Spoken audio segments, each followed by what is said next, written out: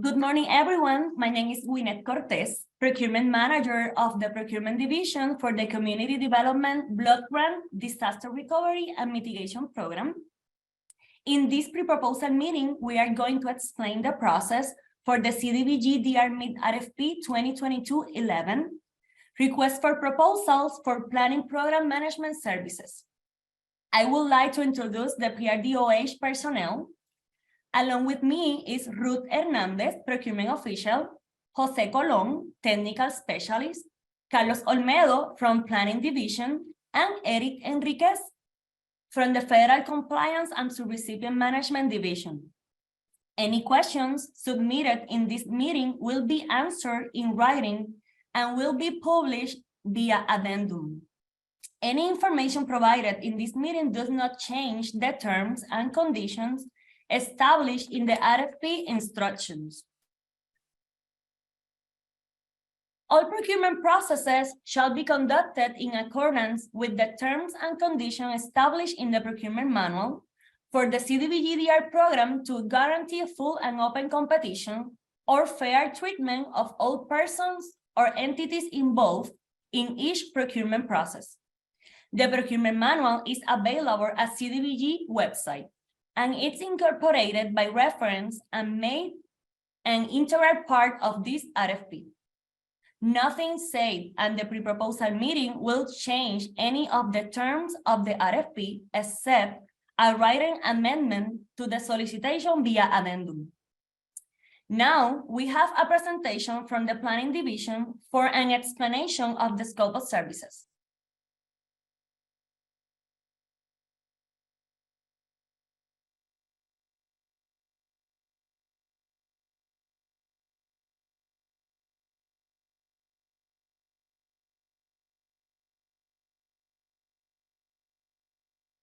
Carlos, I can see. Okay, perfect.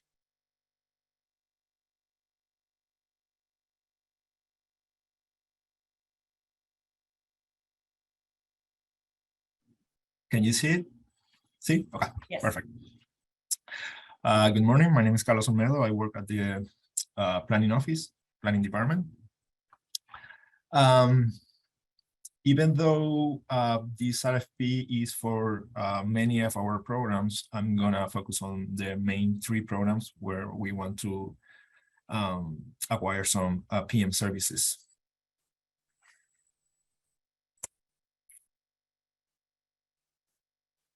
So, I think it's not changing, right? We are on this now. Okay, perfect. The main three programs are WCRP, the Whole Community Resilience Planning Program, GeoFrame, that is the Puerto Rico Geospatial Framework Program, and another program that I'm gonna talk a little bit in a minute, that is RAD.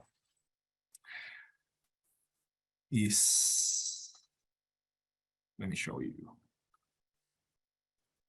this one, the Risk and Assessment Data Collection Program. Let's go back a little bit. Okay.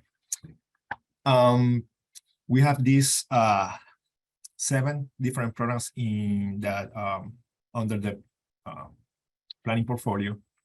The Whole Community Resilience Planning Program is a planning program for communities.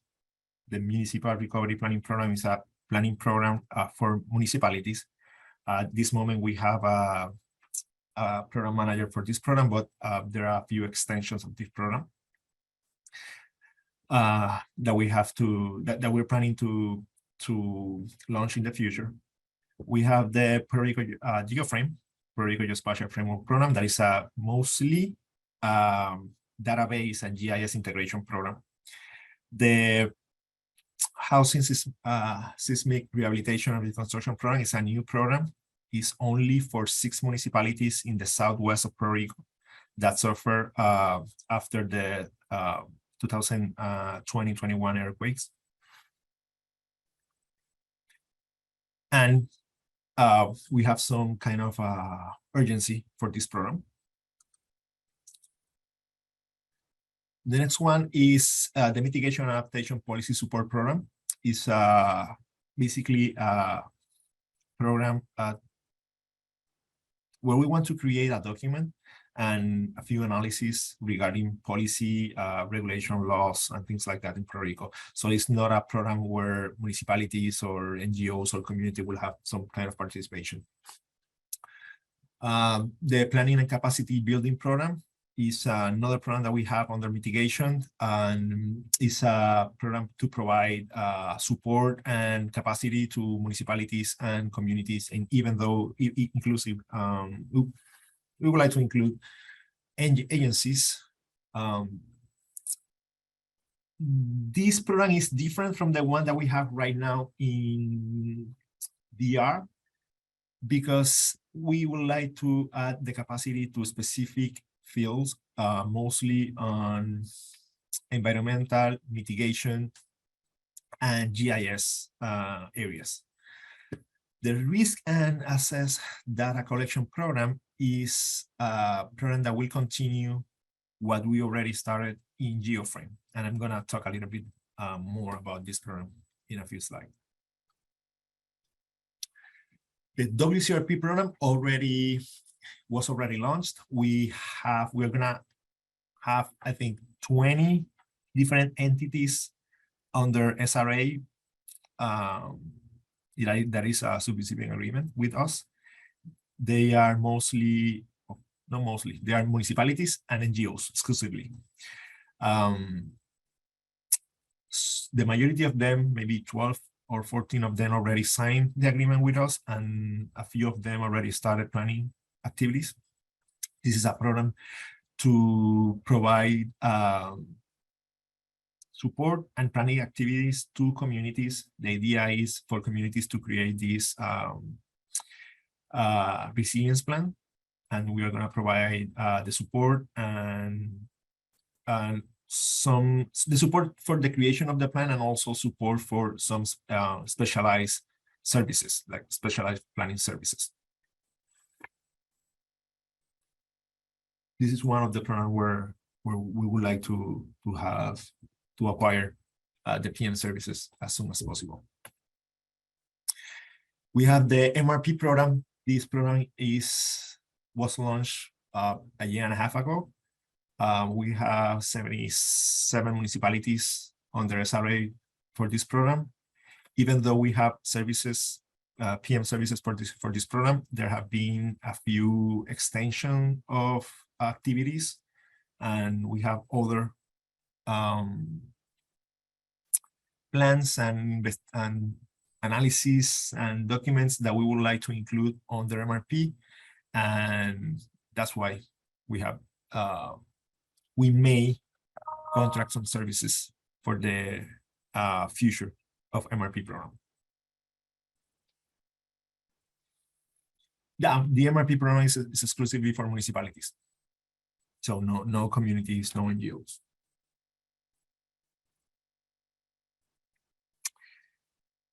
The PCB is the capacity building program that I mentioned. This is under mitigation. The idea is to provide some training and capacity for NGOs, agencies, municipalities, mostly on mitigation area, collection of information, GIS, some analysis. We are still working on the guidelines for this program, but the idea is to provide support. Under mitigation, we're going to be working on many new areas, and we're going to execute a lot of mitigation projects, and we would like to have people in agencies and municipalities that with the capacity to continue those work, and with the capacity to continue the analysis and the information that we're going to have on our platforms as part of GIS, the GIS platform that we are creating, and the RAD and GeoFrame program. all the municipalities and many agencies will have access to new information and analysis platform. One of the issues that we have here in Puerto Rico is that every time we have an event, we don't have the tools at the municipal levels. For example, we don't have the tools to collect the damages in a correct or effective way. So that's one of the things that we want to fix, and to provide municipalities and agencies with different platforms to collect information, to do some analysis and performs other things regarding planning and mitigation mostly.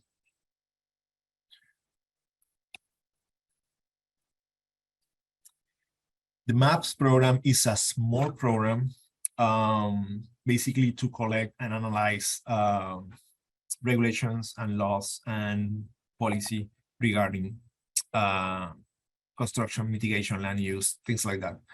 We have many different laws in Puerto Rico, many different regulations, and because we are gonna make some big projects regarding mitigation and flooding control and things like that, we think would be nice to have a review of all those policies and provide recommendations regarding those policies, because we want to reduce the risk in the future. And we want the projects and the constructions projects that we are promoting to be effectively developed and maintained during future for the next 10, 15, 20 years.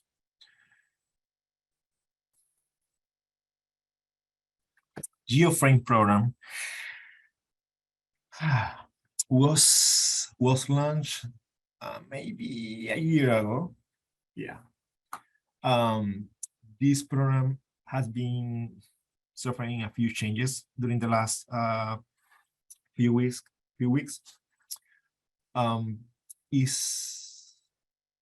If some of you participated in the original RFP for this program, you may notice that once we launched the new guidelines, you will see that this program has been suffering a little bit, has been changed. The idea is to collect information, GIS information mostly, and database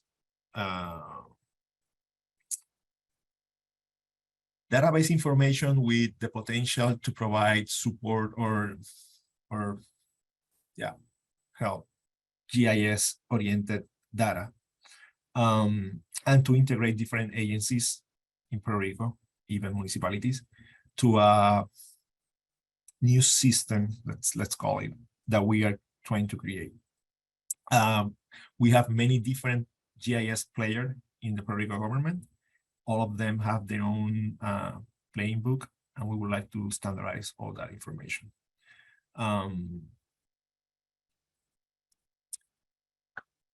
We launched this program a year ago, and because of some situation, the program is under reconstruction. The idea of the program is to provide, right now, the idea of this program is we want to launch this program, continue the collection that we already started and the analysis that we already begun with, and connect and mix part of this program with the next program that is RAD, is a program under mitigation. Both programs are very similar. The idea of GeoFrame right now is to collect information, standardized information, and create the platform that we want to have in Puerto Rico. And through RAD, do the analysis, the risk analysis, the hazard analysis, and all the different visualizations and modeling that we want to do regarding mostly hazards, risk analysis, and projections. So at some point, at the beginning, we're gonna have GeoFrame. At some point, we are gonna have RAD, and for some deliverables, we are gonna have a mix between them. That is this one, what we call GeoRAD program. we have the expectation to create a spatial data infrastructure that was included in the original GeoFrame scope of service, but right now is still in GeoFrame scope of service, but RAD is also gonna participate in this process. We would like to have different risk and hazard analysis. We would like to have a bigger stakeholder outreach and engagement with them. We already have like 12 different state agencies under some kind of contract. Could be an SRA or could be a MOU. They are participating in this program. Let's see what else. We would like to set up some of the first steps for Puerto Rico to have a digital twin, and also the integration of the Internet of Things.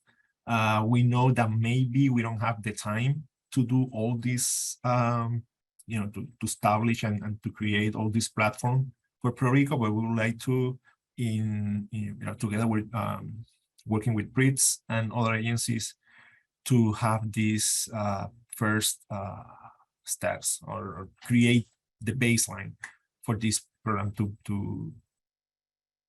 be, for Puerto Rico to be able to launch and have this access to this platform in the future.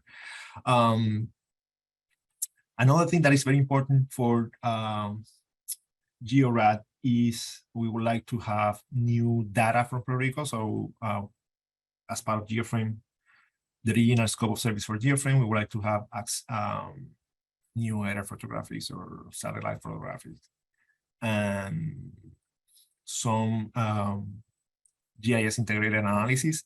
The PM is not gonna have to do all those things. We expect to contract specific vendors for these areas, but the PM is gonna help us manage the program. So this is probably the biggest program that we have in, well, it's the biggest program that we have in planning, even though we have programs with more money, and it's one of the most important programs for CDBG-DR, even though we have billion-dollar programs, a few of them. Which are the requirements for the RFP? Okay.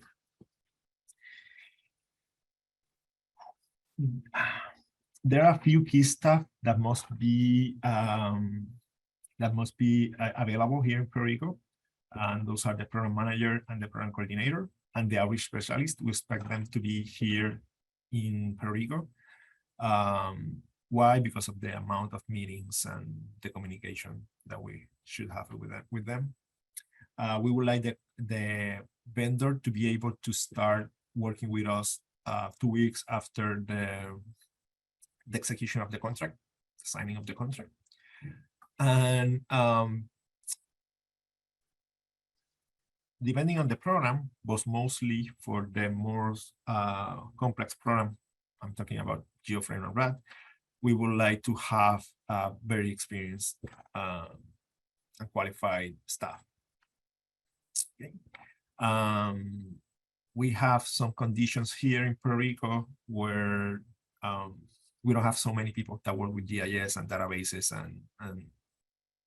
and creation of sharing systems, sharing data system between agencies. So I know that this could be a hard condition to meet, but it's important for us because of the type of program and the scope of service and the amount of time that we have to work with those programs and to start submitting or receiving, in our case, to start receiving deliverables.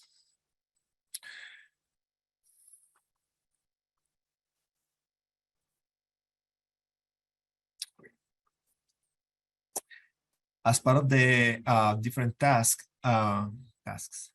we have the outreach and stakeholder engagement.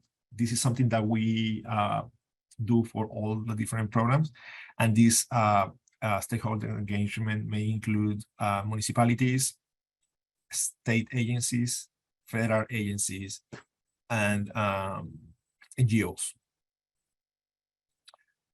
The PM also should help us with the program implementation, the manage of the different vendors, the review of invoices and documents submitted by the vendor, to provide support on the on monitoring and compliance regarding the different vendors or subrecipients. Municipalities or NGO could be subrecipients of the program. Provide support and reporting on the status of the different steps or tasks of the program, and the closeout process. The closeout process is 3 to 6 months period where we at the planning division and also the legal department work closely with the different vendors and subrecipient to make sure that everything, all the documents are safe, that we didn't owe them, we don't owe them any money, that all the invoices were submitted, that all the contract requirement and deliverables and tasks were done. And we prepare everything to finish the contract, finish the program, and submit everything to HUD.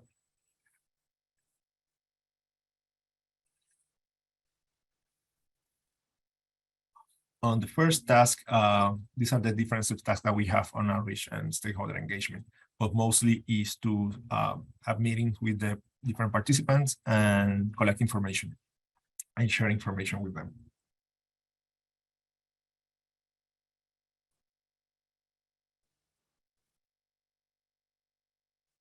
On invoice and contract, this is kind of a complex process. The PM usually receive the invoices and also the reports, review them. If they are fine, they submit it to us. If not, they return all the documentation to the vendor or subrecipient and explain them what was the situation and why the document was returned. The monitoring and compliance task is this applied for everyone, and the PM should provide some support to us and to the vendor or to recipient regarding any monitoring activities or audit activities from PRDOH, Vivienda, or from HUD. Also, in some cases, from different state agencies that may intervene in monitoring or audit process, like the Oficina Contralor or something like that.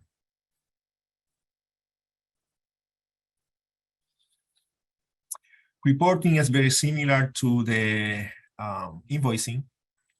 Usually PM receive reporting every month from the vendors or subrecipient, review the document. If they're fine, they submit it to us. If not, they return the document with comments.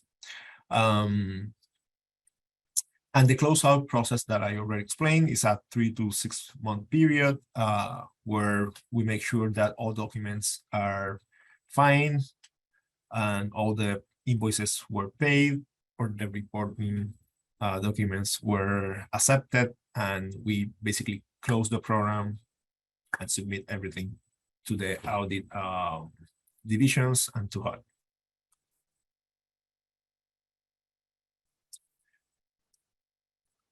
Ruth, ¿todavía tengo tiempo? ¿Sí? Yes. Yes. Okay. Si no, corto aquí. Okay. So I think I have like 2 or 3 slides back. Okay, these are the different deliverables that we expect from task 1.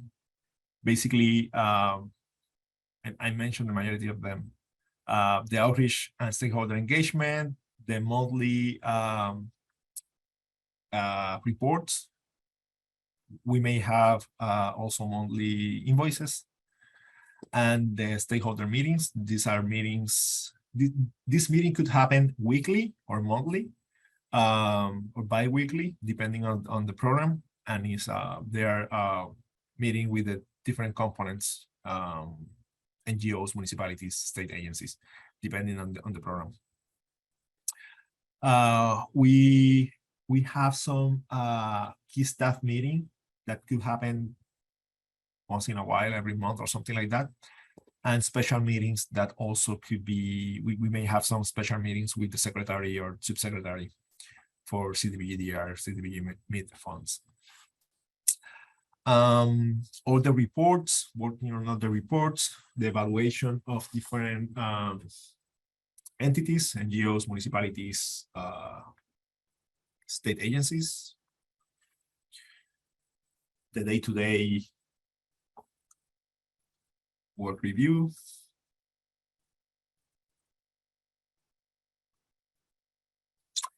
under implementation, we have quality control.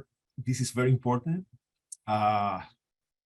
Some vendors or recipients, they submit good documents and things that are acceptable. Some of them, in some cases, we have to return a few times documents because they, have lack of some of the information, or they don't have good quality, let's say. So this is a very important part. We, every 2-3 months, we have these meetings where we discuss the projection for the next few months regarding the program, basically based on the development and all the work that have been done during the past few weeks. These projections are very important because it's a report that we have to submit to the Secretary's office. Capacity building. Sometimes we have to have meetings with NGOs, municipalities, state agency, vendors, and explain changes in the way they submit things, the documents, or the way they submit invoices, or some other thing that we need to work with. That also applies for the reports. In the invoice part, and contract management, basically is the projection, the invoice projection, the time projection, the review of the invoices, that everything we work. The invoice process is kind of complex. It's very easy once you understand it, but first it's kind of complex. Many subrecipients, municipalities, entities, during the first report or first invoice or first 2-3 invoices, they sometimes have issues or some problems. We have to work with them, and the PM help us with that. We also have the finance office that they provide training for them, but based on experience, this is something that the first few times we may have some turbulence or issues. The report, we expect to have monthly reports from the PM regarding basically the whole program, the areas that are working fine, but also the areas with problems, so we can attend those problems before they become bigger, and to help us with all the mitigation and audit and monitoring processes. That is the next slide. All entities with some kind of agreement with us are subject to monitoring, compliance, and audit processes. And depending on the program, they may receive a monitoring process every year. In some cases, could be a year and 3 months, 4 months, year and a half. Some cases could be every 6 months, but usually is every year. So that's something that we expect. In our case, in planning, we do not have Section 3 MWBE requirements, but still we have to submit the documentation saying that it doesn't apply to us, but still we have to submit it. For the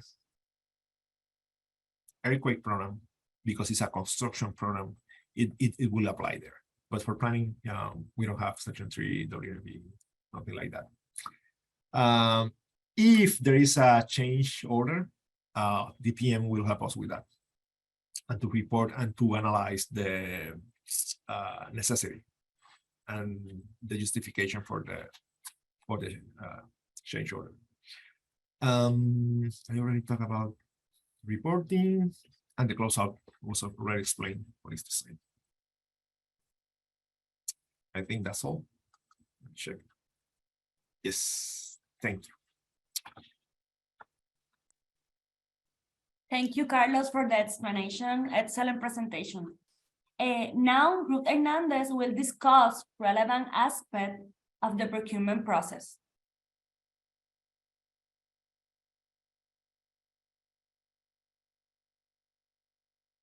Thank you. The RFP documents are available for download at the CDBG-DR website. The important dates of this RFP are the following: the submission of questions and requests for clarifications on or before November 4, 2022. Responses to questions and requests for clarifications on November 10, 2022. The proposals due date from November 30, 2022 at 9 a.m. up to on or before December 2, 2022 at 4 p.m.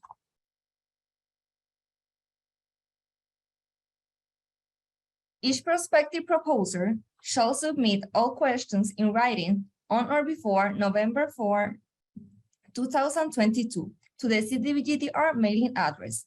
Responses to all proposers' questions will be answered by addenda and will be posted on the CDBG-DR website. All documents related to the acquisition process, including the addenda issued by the Puerto Rico Department of Housing, are and will be available for download at the CDBG-DR website. All proposers are responsible to monitor the CDBG-DR website for any issued addenda in this RFP. Proposals are to be submitted on the proposal due date stated in Section 4.3 of this RFP. Responses to the RFP submitted after the prescribed deadline will not be allowed. Submission of responses to the RFP will only be accepted by electronic means. Proposers are advised that the PRDOH will neither require nor accept physical proposal submissions. If proposals are submitted in both electronic and in paper format, the PRDOH will only consider the electronic format for evaluation. The proposal will receive access to submit the electronic proposals after registration process is completed through the CDBG-DR website. At the scheduled due date for electronic proposal submission, a link button will be enabled to provide access to the registration form. Proposers should complete all the required fields in the form. Proposals must be submitted within the closing date and time for proposals as established in Section 4.3 of this RFP. Access to upload the electronic proposals will commence 3 business days before the scheduled due date and time. Now, Jose Colon will continue with the evaluation criteria. Thank you, Ruth. Good morning. The evaluation committee will evaluate responsive proposals in accordance with the criteria listed below. These criteria below are listed in order of importance. Professional qualifications and experience of the proposer to successfully perform the services required in this RFP, as evidenced by the successful implementation of relevant services of similar scope and complexity, preferable in large, complex public organizations like state government and municipalities. Professional qualifications and specialized experience of the proposed key staff as evidenced by relevant experience to the role proposed. Quality of the proposed approach and its relevance to the services described in this RFP, including implementation, schedule, and understanding of the PRDOH goals, capacity of the key staff, and the ability to commit adequate time to effectively perform the services in the work assigned within the required time frame. Financial stability of the proposer and its capacity to effectively perform the services. Level, quality, and relevancy of participation by Section 3 business concern and MBE, WBE registered Puerto Rico business. Now, the SAM registration. The proposer and first-tier subcontractor must be registered in the System for Award Management, SAM, at the time of the proposal submission or initiate the registration process after the bid submission. For more information about the System for Award Management, go to the SAM website. There is no registration fee to create or renew, update your organization information on SAM. Awards will only be issued to entities that are cleared and not ineligible for award of a contract due to suspension, debarment, or hot imposed limited denial of participation. Now, we have a presentation from Eric Enriquez Núñez from the Federal Compliance and Subrecipient Management Division for an introduction for Section 3 and MWB business. Thank you.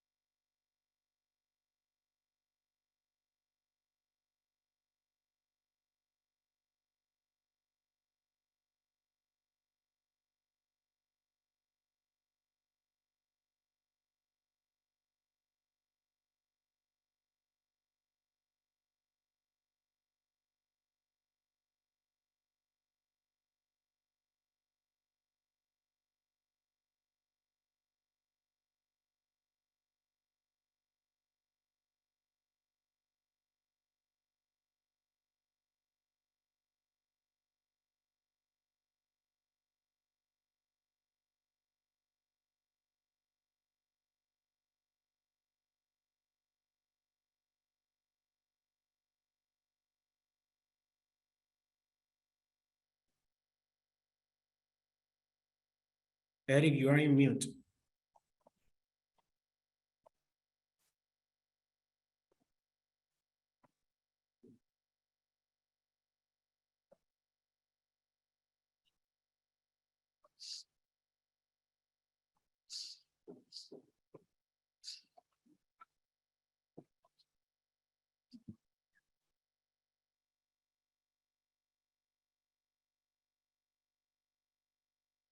Ya lo estoy escuchando.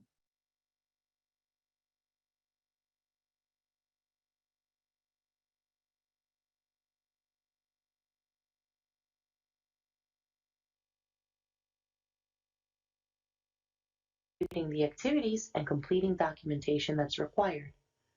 You can also participate in Department of Housing sponsored technical assistance sessions. You must complete quarterly reporting and comply with the reporting requirements. The procurement package contains language that offers contractors the ability to seek bonus points. Please remember to use the references and the templates that are made available and that we will be discussing in this presentation. Proposers seeking Section 3 bonus points should provide their self-certifications and sufficient evidence for how they qualify as a Section 3 business. The Department of Housing offers a template on their website. Proposers who are seeking MBE or WBE bonus points should provide a copy of their MWBE certification to provide evidence of this status. The certificates provided should show the dates and indicate that they are currently active.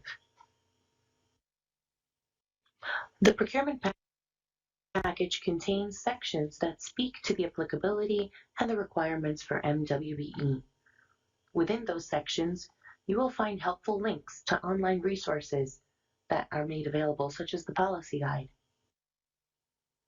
Procurement packages also contain language for Section 3 under 24 CFR 75.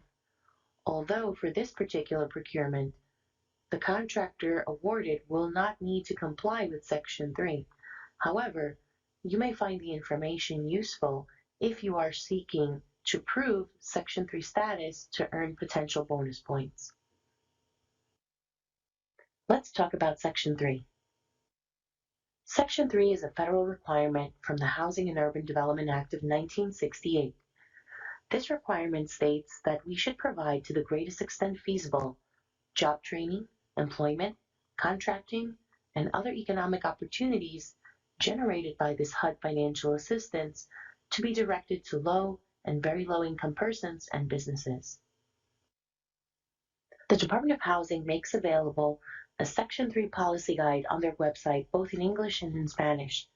Contractors must read and implement activities as applicable and necessary. They also are responsible for their subcontractors assuring that benchmarks are met. For Section 3 projects, 24 CFR 75 has established the following benchmarks. 25% of the total labor hours for a project should be work hours of Section 3 workers. And from that 25%, 5% of the total labor hours should be work hours of targeted Section 3 workers. Let's talk about the definition of a Section 3 business. A Section 3 business refers to a business concern meeting at least one of the following criteria, which is documented within the last 6 months. The business is at least 51% owned and controlled by low or very low income persons. It could also be a business that has at least 51% ownership and controlled by a public housing resident or residents who currently live in Section 8 assisted housing. It could also be a business that has over 75% of the labor hours performed for that business over the prior 3-month period by Section 3 workers. In this slide, we're going to look at the definition of a Section 3 worker. A Section 3 worker can be any worker who fits or, when hired within the last 5 years, fit at least one of the following categories. The worker's income for the previous or annualized calendar year is below the income limit established by HUD. It could also be a worker who is employed by a Section 3 business concern. Or the worker is a youth build participant. Now let's talk about what a targeted Section 3 worker is. A Section 3 targeted worker for community development financial assistance projects is a person who is employed by a Section 3 business. It could also be a person who currently fits or when hired fit at least one of the following categories as documented within the past 5 years. Someone living within the service area or the neighborhood of the project as defined in 24 CFR 75.5 or a youth build participant. The neighborhood or service area for a targeted Section 3 worker is that in which you can find at least 5,000 persons within a 1-mile radius of the project. If there are less than 5,000 persons within that 1-mile radius, you can expand that radius until you have 5,000 persons around the Section 3 covered project site. Each year, HUD releases new income limits. These income limits typically come out around April. The latest income limits for 2022 are made available on the slide.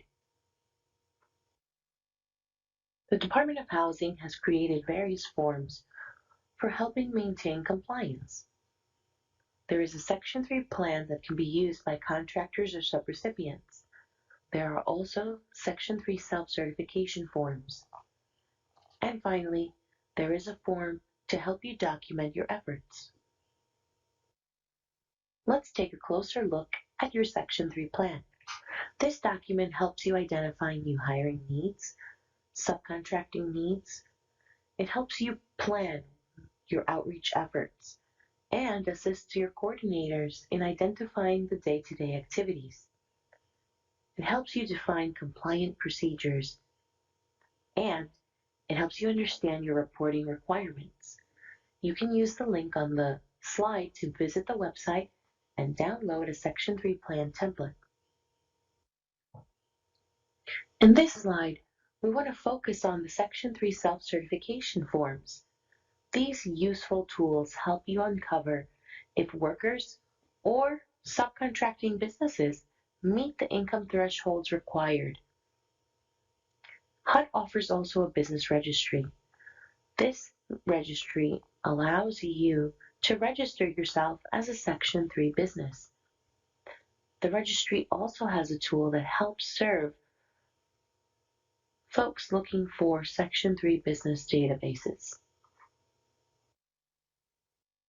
We will now turn our attention to minority and women-owned business compliance. There are various regulations that call for the inclusion of minorities and women business enterprises.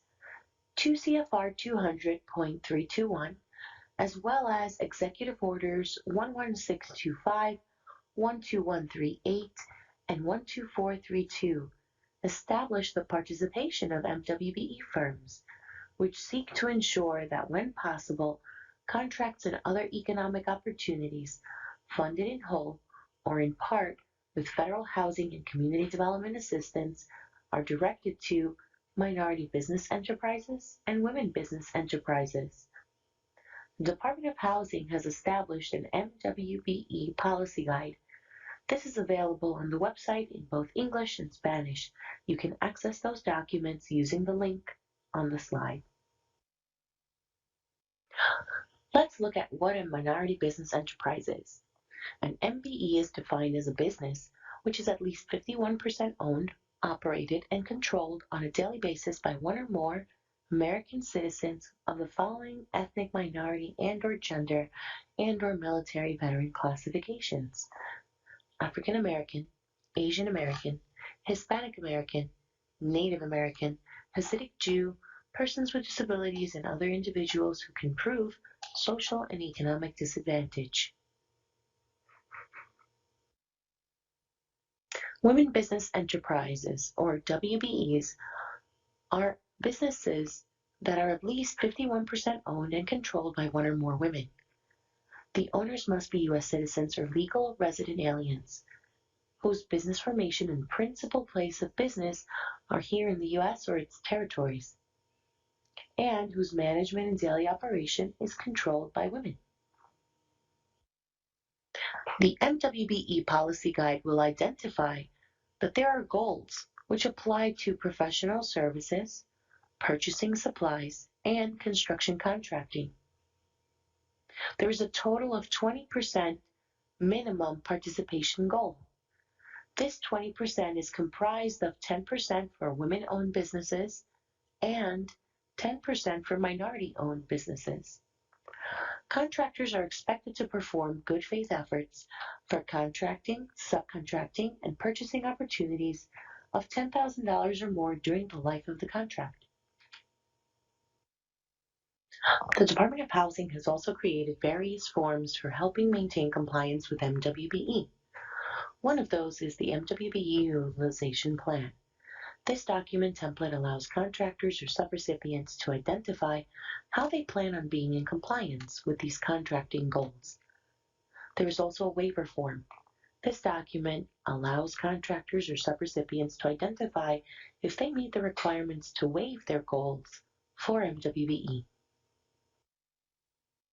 Let's look at the MWBE Utilization Plan. This tool helps you compile data for your subcontracting. It helps you identify what needs you may have. It helps hold discussions on creating supplier and contractor listings, and it provides awareness of meeting the goal for the contract and tracking. You can use the link on the slide to go to the website and download the plan template. Let's review how you should complete your MWBE Utilization Plan. The Department of Housing Utilization Plan template can be used throughout the life cycle of your contract. Completing the plan is pretty easy. You should read the general instructions in row 3 and complete sections A, B, and F from the document. Complete the information requested in the yellow cells. When we talk about certified minority or women-owned businesses, we are referring to those who have filed applications with federal entities such as SBA and others that you see here on the slide. Businesses who are certified can provide proof of completing an application process to be officially recognized as a certified minority or women-owned business. If you are registered as an MWBE, you should provide your valid certificate or other evidence in response to this RFP. In this section, we will be discussing how to complete your efforts and quarterly reporting. In order for you to report your efforts, the Department of Housing provides a tool. This tool helps you document and identify how often you are seeking interactions with Section 3 businesses and MWBE businesses. The quarterly reporting form allows for you to share and report your data with the Department of Housing. This allows the agency to fulfill oversight responsibilities and monitor the progress throughout the year. The Department of Housing's quarterly reporting form allows for the user to capture multiple compliance areas all in one Excel form. Section 3 data is collected. MWBE data is collected as well. FHEO information is also documented within the report. And finally, for those who have construction projects, there is a report for Davis-Bacon Unfound Workers Efforts Reporting. Awarded contractors will be responsible for reporting 4 times a year, on April 5th, July 5th, October 5th, and January 5th. This ensures that you are meeting benchmarks and documenting your efforts. The quarterly reporting template is also available on the Department of Housing website. Let's briefly discuss FHEO. Your RFP package will also contain a model contract which outlines fair housing and equal opportunity areas of compliance. Contractors are responsible for ensuring compliance with federal civil rights and fair housing through their contractors, subcontractors, and so forth, ensuring that all necessary efforts are being made. The Fair Housing Act and Sections 109 and 504 prohibit discrimination against the following protected classes of people: race, color, national origin, religion, sex, age, familial status, disability, gender identity, and sexual orientation. The Fair Housing Act is part of the Civil Rights Act of 1964. There are many executive orders, laws, and statutes that govern the non-discrimination of protected classes to ensure equal opportunity for individuals in accessing federally funded programs. Equal opportunity is afforded to protected classes through a number of these federal laws and executive orders. The Department of Housing has published policy documents attending FHEO as well as Language Access Plan. These policies must be implemented by contractors and subrecipients. They are publicly available online in both English and Spanish. You are encouraged to click on the links and access the resources available. As a recipient of HUD financial assistance, the Department of Housing must ensure that all programs affirmatively further access to fair housing and that the programs provide equal opportunity for participation and employment. Reasonable accommodations are changes made to policies, practices, services, and structures or modifications to afford equal opportunity to individuals with disabilities. The costs associated with providing reasonable accommodations and modifications are to be incurred by programs receiving federal funding. HUD contemplates these additional costs as necessary to ensure that the programs and activities it funds do not discriminate against people with disabilities. The slide contains a link for you to access the reasonable accommodation page on the Department of Housing website. Limited English proficiency refers to a person's limited ability to read, write, speak, or understand English. Due to Puerto Rico's high Spanish-speaking population, all entities and contractors using the CDBG-DR funding must seek to ensure that both a person's limited ability to read, write, speak, or understand English or Spanish will not place them at a disadvantage in the participation of programs. Let's briefly discuss some common, frequently asked questions. Can a business be both Section 3 and MWBE? The answer is yes. A business or a contractor can be both because these compliance areas are actually separate. Section 3 identifies the level of incomes to determine the status. MWBE uses race and gender information to qualify a business. If I am not planning on subcontracting, do I still need to complete documents? The answer is yes. You should still submit your MWBE utilization plan, the documentation of efforts template, and your quarterly reports. If Section 3 doesn't apply to my contract, do I still have to complete the quarterly report? The answer is yes. You will have to complete the MWBE portion of the report and the portion of the report that attends to FHEO. If I'm either an MBE or WBE, do I fulfill the total goals? You may have safe harbor for one of the goals for MWBE participation of 10%, but you will still have an additional 10% goal to show good faith efforts for any subcontracting or purchasing you perform with the CDBG-DR and CDBG-MIT funding. What happens if I don't fulfill the goals before the end of my contract? All awarded contractors should perform and document their efforts. The Department of Housing has developed templates discussed in this presentation that help you complete the exercise. You can submit a waiver before the end of your contract for approval. This waiver request should be submitted with the efforts and justification as appropriate. Thank you for attending today's training. We hope you found the material helpful. Please remember to direct all your questions through the established protocols for this procurement. Thank you to the procurement team for allowing us to present this material. I will stop sharing the presentation so you can continue with the session.